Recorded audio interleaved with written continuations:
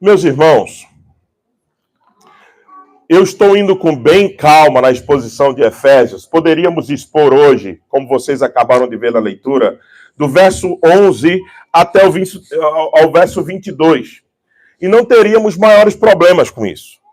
Mas certamente perderíamos essencialmente informações importantíssimas que o texto nos dá.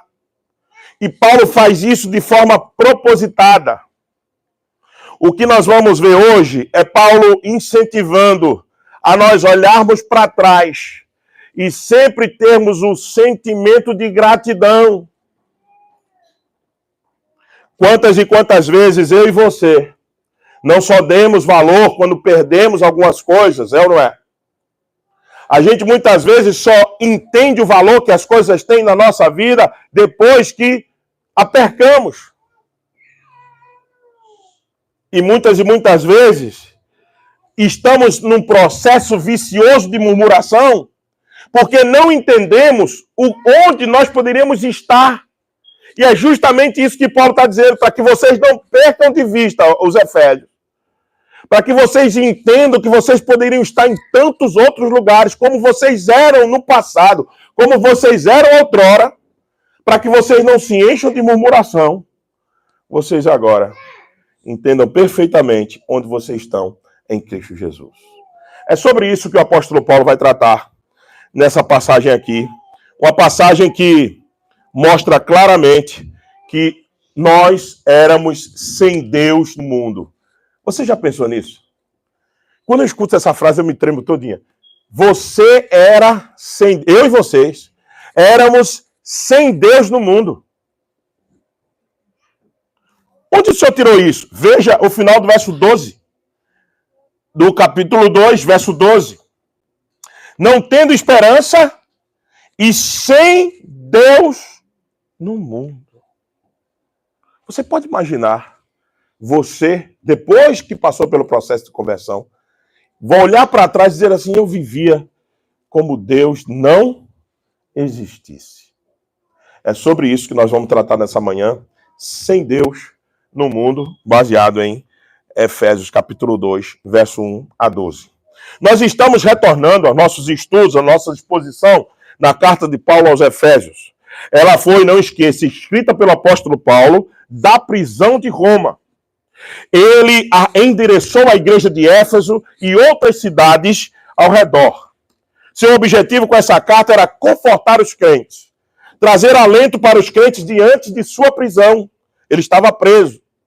Escreveu, por exemplo, Filipenses e cunhou de seu próprio punho 16 vezes a palavra kaireté, no grego, que significa alegria. Como que alguém escreve tanto sobre alegria preso? Como que alguém vai dar agora fundamentação à igreja? Uma carta extremamente teológica, a carta de Paulo aos Efésios, que nós estamos vendo. Do capítulo 1 ao capítulo 3, uma estruturação gigantesca teológica. Do capítulo 4 ao capítulo 6, questões práticas da vida cristã. Como é que alguém escreve assim, preso? Somente sob inspiração, iluminação do Espírito Santo de Deus. Somente porque essa é a palavra de Deus e não a palavra do apóstolo Paulo. Veja, nós já vimos que a origem dessa igreja é a origem pagã. E é por isso que Paulo agora vai, depois de ter mostrado que a salvação é inteiramente pela graça, vai dar um antídoto para a vaidade. Geralmente a gente é vaidoso por estar aqui. Ah, graças a Deus eu não sou como aquele meu colega do trabalho, que agora está nos bares da vida, ou então em outro submundo, e eu estou aqui. O apóstolo Paulo vai lembrar os Efésios, ei, olhem para trás e vejam de onde vocês vieram. Depois de expor a graça, Paulo agora tenta aplacar, ele já tinha feito isso em Efésios capítulo 2, verso 9, verso 8 a 10. Pela graça sois salvos, e pela graça sois salvos, mediante a fé, e isso não vem de vós, é dom de Deus, não vem de obras para que ninguém faça o quê? Se glorie. E agora ele continua o antídoto dizendo assim, ei Efésios, vocês eram idólatras, vocês cultuavam a deusa Diana, vocês compravam correntinhas, vocês faziam de tudo isso, então olhem para trás e veja de onde vocês foram tirados. E essa é a mensagem que o apóstolo Paulo quer trazer aqui com esse texto. O que veremos agora é Paulo continuando a expor a graça de Deus na salvação dos Efésios. Agora ele enfoca a inclusão dos gentios no povo de Deus, formando junto com os judeus crentes, agora a igreja de Cristo, o único povo, o povo de Deus. O apóstolo detalha como na igreja de Cristo, depois da barreira ser rompida, agora quem não era judeu, junto com o que era judeu, agora eles passam a formar o único povo, o povo do Senhor. Mas para a gente entender essa separação, você precisa entender um pouquinho, voltar um pouquinho ao Antigo Testamento. Senão você não compreende o que Paulo está dizendo aqui. E é por isso que eu estou indo com calma, porque tem muita informação aqui teológica para que vocês compreendam. Primeiro, aprendemos no Velho Testamento que o Senhor escolheu os descendentes de Abraão. Acabei de mencionar isso no batismo infantil. Deus disse, eu quero você, Abraão, e a sua descendência. De ti farei uma grande nação. A bênção das nações estava na pessoa de quem? De Abraão. E toda a sua descendência. Abraão, Isaque e Jacó. Muito bem. O Senhor chamou Abraão e disse, eu quero fazer de você uma grande nação. Depois deu leis, normas, preceitos, mandamentos que separavam os judeus dos outros povos. Existia uma separação natural que Deus fez lá atrás. Eu quero a descendência de Abraão. Eu quero que venha dos judeus. Deu a eles os 10 mandamentos. Deu a eles, a esse povo judeu, a circuncisão, que agora foi trocada pelo batismo. Deu a eles uma dieta especial que os impedia de comer como os gentios comiam, carne sacrificada a ídolos, por exemplo. Deu a eles um calendário. Nenhum povo recebeu um calendário do Senhor, a não ser o povo judeu. O povo brasileiro recebeu algum calendário da parte de Deus para cultuar? O povo judeu recebeu. E calma, eu não sou judaizante, calma. Eu só estou apenas enfatizando a diferença dos judeus para outros povos no Antigo Testamento. Eu vou chegar lá. Então, o alvo de Deus com a escolha dos judeus e as leis que eles deu era incluir a nação de Israel com conceitos de santidade. Era dizer, vocês precisam ser separados dos outros povos. Vocês precisam viver de maneira diferente dos outros povos. Vocês não podem viver como qualquer povo. Vocês são meus. Vocês me pertencem. Vocês precisam viver uma vida de santidade, de separação do pecado, preparação para a chegada do Messias. Eu vou mandar um no meio de vocês que vai salvar vocês. Muito bem. Os judeus haviam acrescentado ainda mais leis. E na época de Jesus, séculos depois, após Moisés haver dado essas leis, os judeus agora haviam acrescentado ainda mais leis e aumentado a separação entre os judeus e os gentios. Não satisfeito o povo judeu com aquilo que Deus já tinha dado ao povo de Israel, agora eles acrescentaram mais leis. Obrigado, João. E o que é importante vocês perceberem é que, além de acrescentar, cresceu-se um nacionalismo judaico, que até hoje existe, que até hoje é cultivado por muitas nações do mundo, inclusive a América. Eles não entenderam o que Deus estava fazendo. Eles não entenderam o projeto. Eles acharam que o projeto era ser o povo único do Senhor, e com isso, eles serem especiais. E eles se consideram até hoje especiais. Cresceu o nacionalismo contra a helenização. A religião revelada por Deus vira agora legalismo. Vira agora peso, fardo.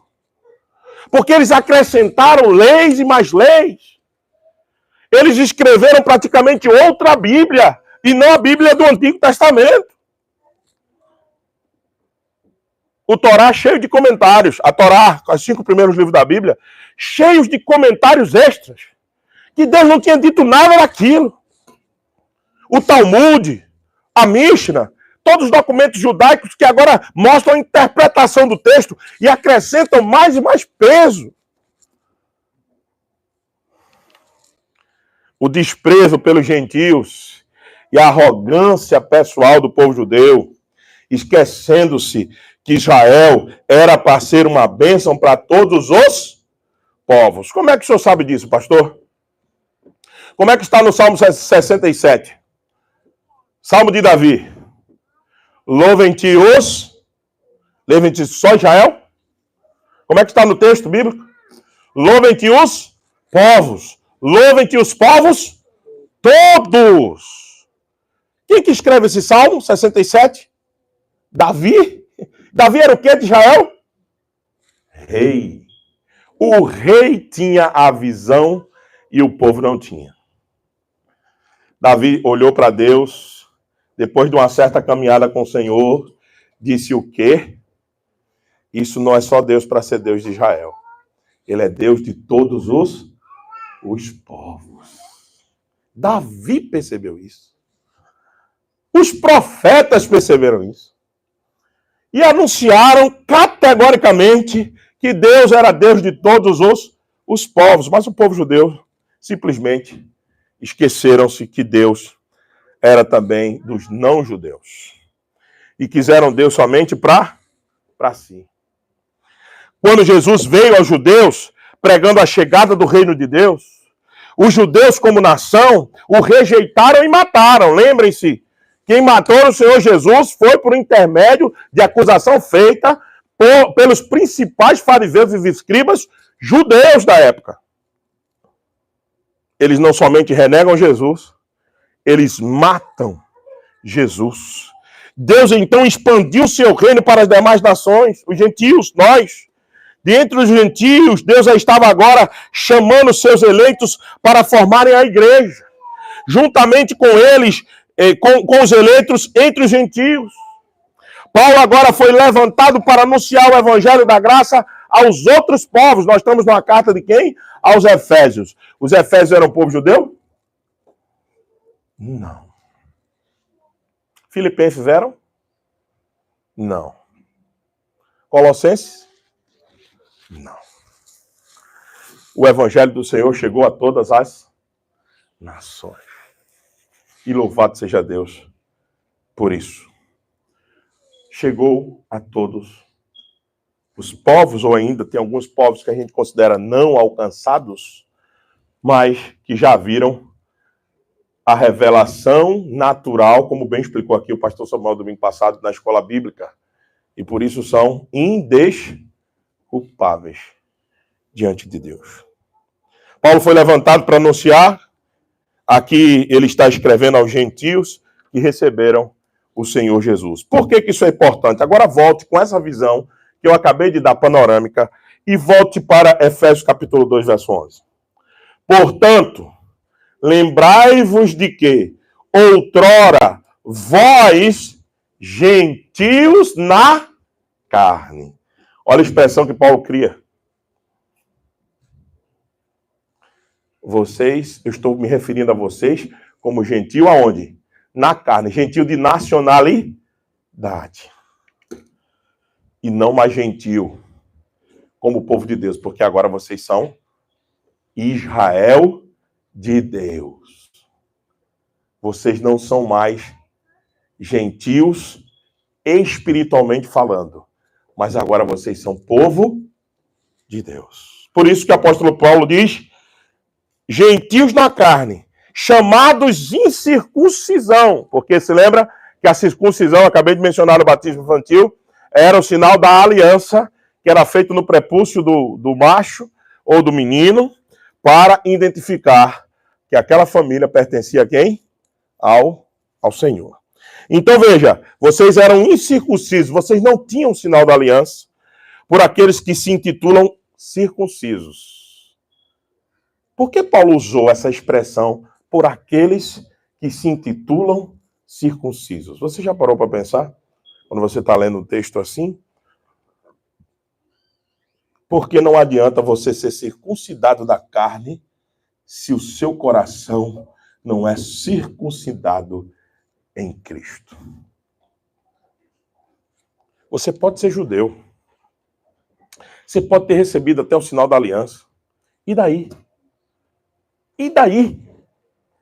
Você, lembre-se, agora aplicando alguma coisa já para nós, lembre-se, você pode ser batizado, você pode ter recebido o sinal da aliança, você pode estar sentado aqui, você pode vir todo domingo religiosamente à igreja.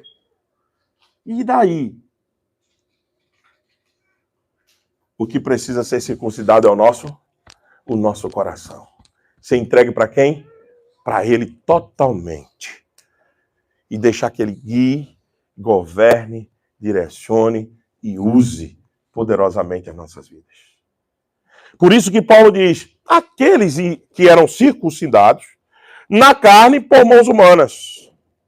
O que a gente precisa é a circuncisão do Espírito dentro do nosso coração, nos marcando e nos selando, dizendo que nós somos propriedade, povo propriedade exclusiva de Deus. É isso que nós precisamos, meus irmãos.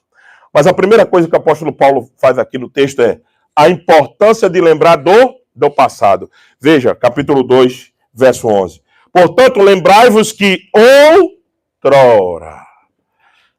Paulo já havia dito que a salvação era um dom de Deus. Lembra-se disso na passagem anterior. Em 2, capítulo 8 a 10, Paulo disse, a salvação é de graça. E agora, ele não está querendo deixar nenhuma brecha, nenhum espaço para a glória humana. Ele está mandando os Efésios olhar para que tempo? Para o tempo que eles eram o quê? Eram o quê? Idólatras.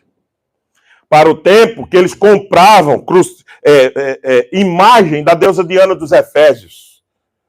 Para o tempo que eles se prostituíam por causa de Diana dentro do seu templo. Paulo está dizendo, olha, antes de vocês levantarem a bola demais, dá uma olhadinha para trás. Vê de onde você saiu. E não esquece que vocês nem circuncidados, nem o sinal da aliança, vocês tinham recebido. Mesmo que seja um sinal de mãos humanas. Mas nem o sinal externo vocês haviam recebido. E agora vocês não podem de jeito nenhum se vangloriar. Vocês precisam continuar olhando para trás. Paulo deseja aqui que os efésios se lembrem o estado em que eles antes viviam. E é impreciso, já na aplicação nós vamos dizer, é importante que a gente se lembre de onde a gente estava. E onde a gente veio. E para onde a gente está. Paulo deseja aqui que eles não esqueçam disso, para que ficasse claro que a inclusão deles no povo escolhido de Deus era um ato da livre graça e misericórdia do Senhor. Em seguida, Paulo descreve o estado deles antes de Cristo. Vamos ao verso 12, por favor. Olha lá o verso 12. Naquele tempo, estavas sem Cristo. Primeira condição dos Efésios no passado. Sem Cristo. Eles estavam sem Cristo, separados da comunidade de Deus. 2. 3. Estranho às alianças da promessa, não tendo esperança e sem Deus no mundo. Primeira coisa, eles no passado eram gentios da carne, a gente já viu isso. Agora, a segunda coisa, eles deviam ainda lembrar que naquele tempo eles estavam sem Cristo. Você pode imaginar a sua vida hoje sem Cristo? Se você puder, tem alguma coisa errada na sua conversão. Ah, quem experimentou da água da vida. Ah, quem nasceu de novo. Ah, quem rios de água viva flui dentro dele. É isso que diz o Senhor Jesus. Ah, quem tinha sede que não tem mais. De forma nenhuma. De maneira alguma nós queremos voltar de novo para o porco voltar de novo à lavagem. De forma alguma, meus irmãos. Quem experimentou da água da vida, quem experimentou do pão que desceu do céu, quem experimentou a transformação profunda do Espírito Santo em sua vida, jamais quer retornar àquela condição anterior. De forma alguma. E é isso que o apóstolo está dizendo aqui. Olha, vocês no passado estavam sem Cristo. Cristo havia sido revelado aos judeus na antiga aliança. É verdade. Através de todo aquele simbolismo. Nas leis de Moisés, nas profecias, nos salmos, os judeus mantinham a esperança messiânica. O verdadeiro judeu era salvo pela fé em Cristo Jesus. Não mudou. Vocês acham por quê que Deus estabeleceu o sacrifício de cordeiro e de animais? Era porque Deus gosta de carne queimada? De churrasco? Não. Jeremias capítulo 7, verso 21 a 23 diz que Deus estabeleceu os sacrifícios para ver se o povo obedecia, porque aqueles sacrifícios apontavam para Cristo Jesus, que havia de vir. Então, quando eu levava o cordeiro lá, eu levava pela fé que eu tinha, que aquele sangue ia me purificar? Não. Eu levava por obediência. E fé. Fé aonde? Naquele Cristo que viria. Os judeus do passado eram salvos da mesma maneira que nós somos hoje. Hoje, por meio da fé e a fé em Cristo Jesus. Não há mudança na forma de salvação. É a mesma. Absolutamente a mesma. Mas só que os Efésios e eu e você não sabíamos disso. Os judeus mantinham a esperança messiânica. O verdadeiro judeu era salvo pela fé em Cristo. Por não serem parte de Israel, os gentios estavam sem Cristo. Apesar de muitos conhecerem a esperança messiânica e depois que em Cristo veio ao mundo, os gentios continuavam sem ele, pois não tinham ouvido ainda o evangelho. Então, a segunda característica que Paulo mostra, além de eles não terem recebido o sinal da aliança, é que eles estavam sem Cristo. 3, veja de onde Deus lhe tirou, vá ouvindo isso e vá pensando em você. Olha, eu não tinha o sinal da aliança, eu estava sem Cristo. Agora 3, separados da comunidade do povo de Deus, separados de Israel, você era, eu era. Deus havia distinguido Israel das demais nações e fez dela uma comunidade santa e especial. Israel experimentou coisas que os outros povos não experimentaram. Israel viu coisas que os outros povos não viram. Deixa eu dizer uma coisa para você. Você se lembra da caminhada no deserto? De dia era o quê? Uma coluna de nuvem. Qual foi o povo que no sol escaldante Deus enviou uma coluna de nuvem para que eles caminhassem? Nenhum. A não ser Israel. De noite uma coluna de fogo. Deserto de noite é frio, viu, gente? E escuro. Deus mandou fogo para iluminar e fogo para aquecer. Quem que viu isso? Nenhum outro povo. Agora, quem vê também as coisas que acontecem no nosso meio, por pertencermos agora à comunidade da aliança?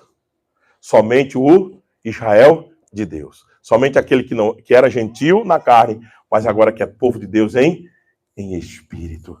Somente nós experimentamos os poderes do mundo vindouro. Somente a igreja carrega em si a bênção de ter um Deus que pode operar maravilhas no nosso meio. Ele opera no mundo? Sim. Mas ele deixa a manifestação da sua glória clara no meio da sua igreja. Ela é a noiva que está sendo preparada e adornada. É aqui que a gente vê a manifestação da graça. É aqui que a gente vê o poder da palavra transformando vidas. É aqui, claramente, que a gente vê a manifestação do Senhor acontecendo no nosso meio. Através de quê? Através de reconciliações, perdão. Através de abandono de pecados. Que é uma graça mais especial do que eu e você abandonarmos certas práticas que nos perseguem há tanto tempo. Só quem desfruta disso é a igreja do Senhor. É a manifestação do seu poder extraordinário na nossa vida. 4, Nós estávamos estranhos às alianças da promessa de Deus. Se os efésios estavam, nós também, porque nós somos também gentios, pelo menos de nacionalidade. Agora não mais. Somos povo de Deus. Deus havia dado a essa comunidade uma esperança, que era a chegada do Messias e a salvação eterna nele. Deus lhes deu alianças, como a de Abraão, a de Moisés, a de Davi. Deus foi fazendo aliança com os patriarcas, com aqueles homens, durante toda a trajetória do povo de Israel. Para quê? Para provar claramente para nós que o que ele fez não volta mais atrás. Aqui é o ponto. Sua salvação é irreversível. Como assim, pastor? Ela não depende de você. Ela não depende mais do que você faz ou deixa de fazer. Se você nasceu de novo, se você realmente experimentou o novo nascimento, certamente você não está mais estranhos às alianças. Por quê? Porque agora você tem um relacionamento com Deus e você não perde mais essa salvação. A gente não tinha essa segurança quando a gente era gentil. Você não estava seguro assim. Eu não estava seguro assim. A quinta coisa, não tinham esperança. Meus irmãos, você e eu temos alguns momentos que a gente perde um pouco a esperança, mas a gente não perde definitivamente mais. Quando a gente era gentil, a esperança era um negócio que vinha e ia embora facilmente, era ou não era? Dependia se o dólar aumentasse, variasse. Dependia se a gente conseguisse trabalho ou não conseguisse trabalho. Quando você está em Cristo, a esperança é indestrutível. Por quê, pastor?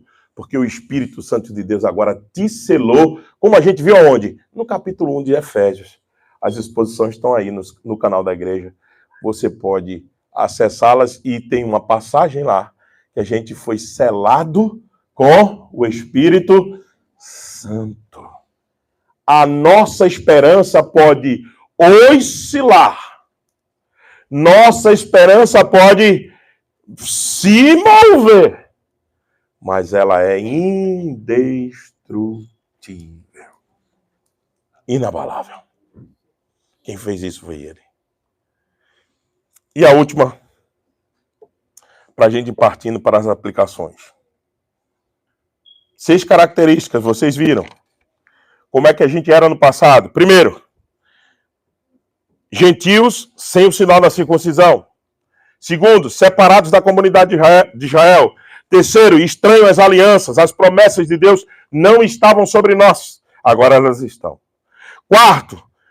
Quinto, não tínhamos esperança. E sexto e último lugar, vivíamos sem Deus no mundo. Se lembra da mensagem que eu anunciei, o título da nossa mensagem de hoje?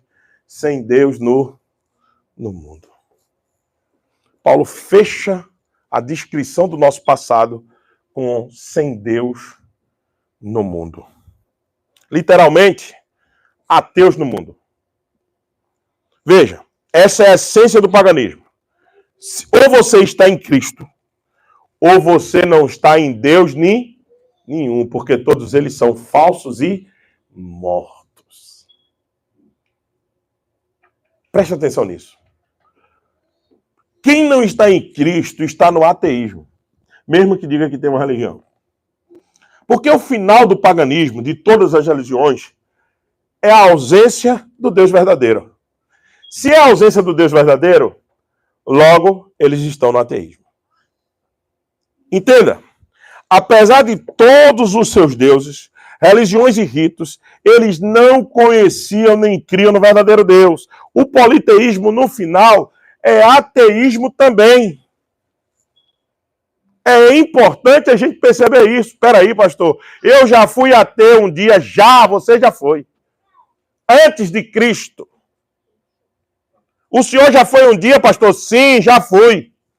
Antes de Cristo. Você podia dizer que acreditava em qualquer Deus que você criou da sua cabeça, mas somente quando você vem a Cristo e reconhece quem é o seu Deus, as escamas dos olhos caem e agora você enxerga o único Deus verdadeiro e vivo, o Deus das Escrituras. Vocês entendem isso? Então, veja de onde Deus te tirou. Observe de onde Deus me tirou.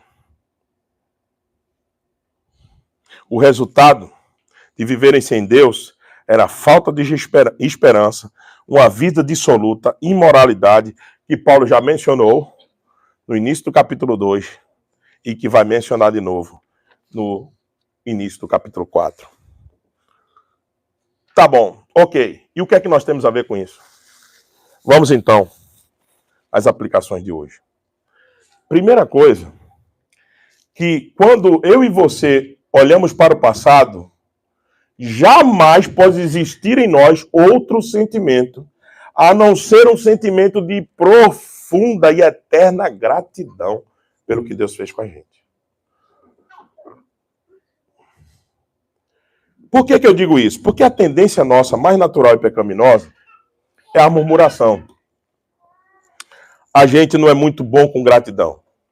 A gente é bom com murmurar, com reclamar de todas as coisas.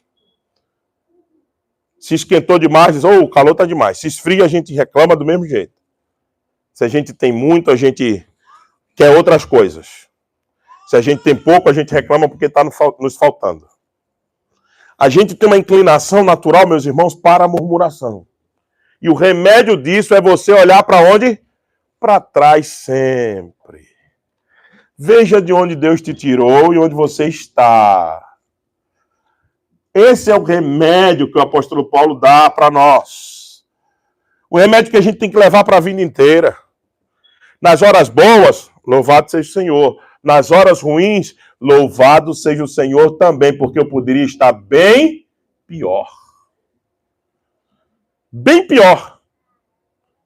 Eu poderia estar muito pior. Então entenda isso. Primeira coisa que esse texto nos impõe é uma reflexão sobre a nossa vida de gratidão. Você é grato mesmo? Por tudo que Deus fez e tem feito na sua vida? Segunda coisa, fica claro aqui que fora da revelação de Deus, dada aos judeus no Antigo Testamento, não havia salvação para os povos. Eles eram religiosos, tinham templos, tem tudo. Então, o que é que isso nos impõe? Uma necessidade de evangelização. Por que vocês acham que nós estamos aqui em Tampa? Porque eu precisava estar aqui? Humanamente, meus irmãos, eu nunca disse isso para vocês, humanamente, nós estávamos muito bem onde nós estamos. E nós estávamos muito bem lá. Mas por quê?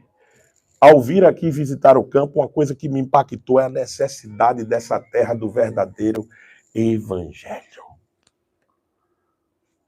Evangelho, eu estou falando de evangelho. Eu não estou falando de arte circense.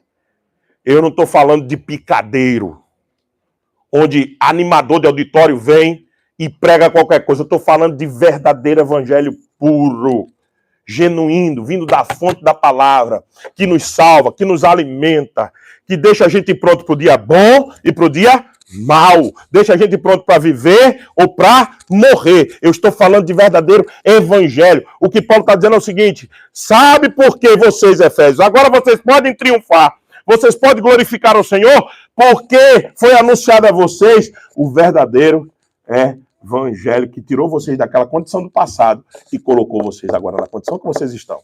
Qual a condição dos Efésios? Qual é a nossa condição? Filhos de Deus. E como filhos de Deus, a gente não vive mais segundo a nossa vontade. A gente vive segundo a vontade do Pai. Jesus disse isso no poço de Jacó com aquela mulher. Quando a mulher saiu para chamar os maridos dela, os discípulos chegaram e disseram: mestre, come, bebe. Ele disse o quê? A minha comida e a minha bebida é fazer a vontade daquele que me enviou. É isso que o Filho de Deus faz. Aqui temos a base para as missões. Esse texto mostra claramente que se os efésios estavam naquela condição, todos os restantes dos povos por aí não alcançados deste mundo inteiro precisam ouvir o Evangelho. Por isso que a nossa igreja, desde o seu nascedouro, ela vai ouvir e vai continuar ouvindo sempre. Precisamos nos envolver e participar e nos comprometermos com a missão de Deus no mundo, que é a proclamação do seu Evangelho. E para finalizarmos, esse texto é um chamado a um quebrantamento. Meditemos na graça maravilhosa que tirou a gente de um destino, meus irmãos, terrível. Nós não sabíamos onde nós íamos parar. Por favor, não tente fazer esse exercício. Não tente dizer e se enganar. Ah, eu conheço, eu tive uma boa índole. Eu tive uma boa educação com meu pai e com minha mãe. É mentira. Se Deus não intervisse, você ia se perder. Seu pai e sua mãe fez um grande trabalho, eu sei, amém por isso. Mas se Deus não tivesse se ele não tivesse vindo e feito a intervenção necessária na sua vida, você e eu estávamos perdidos. Lembre-se disso. Não negligenciemos tão grande salvação. Despertemo-nos para anunciar não somente a salvação às outras pessoas, mas a nós mesmos. Muitas e muitas vezes nós estamos excited, nós estamos alegres, nós estamos animados, nós estamos, quicando, alegre. Mas muitas e muitas vezes nós estamos desanimados, entristecidos, desencorajados, não vendo um cenário muito favorável para nós na frente. E a primeira coisa que a gente pensa é em desistir. A primeira coisa que devíamos fazer era olhar para trás e ver o quanto Deus já fez. O hino antigo dizia, conta as muitas bênçãos, conta de uma vez, e verás surpreso quanto Deus já fez. Segredo para o desânimo é olhar para trás e ver como Deus já nos tirou, de onde Ele nos tirou, e Ele nos colocou para a glória e louvor do nome do Senhor. Então, meus amados, lembremos disso. Nós éramos sem Deus, mas agora somos de Deus. Nós éramos sem Deus no mundo, agora somos filhos de Deus no mundo. Éramos destinados à morte e à destruição. Agora sentaremos com Ele nas regiões celestiais e julgaremos os povos. Essa é a condição de que Ele nos tirou. De perdidos e desencorajados, afastados, agora para salvos, animados nele e continuando assim a nossa caminhada até o dia final. Se você que está aqui nessa manhã ainda não teve um encontro pessoal com Cristo Jesus, ainda não declarou a fé nesse Cristo, lembre-se, você ainda está na condição de um mundo sem Deus. Mas há esperança para você. Talvez a única coisa que você tem que fazer é o que aquele cego na beira do caminho fez. Clamar, Jesus, filho de Davi, tem compaixão de mim. Talvez essa é a oração que Deus lhe ouvirá. Você sendo um eleito dele. Clame, porque poder somente tem ele para salvar. E ele não desprezará, diz a palavra, um coração quebrantado. Busque o Senhor hoje mesmo, para que você saia de um mundo sem Deus e viva num mundo diferente. Um mundo cheio de esperança, com muita dor, muito sofrimento, sim, porque estamos nesse mundo caído, mas muita esperança na glória que há de ser manifesta no porvir. Amém? Vamos orar então, meus irmãos.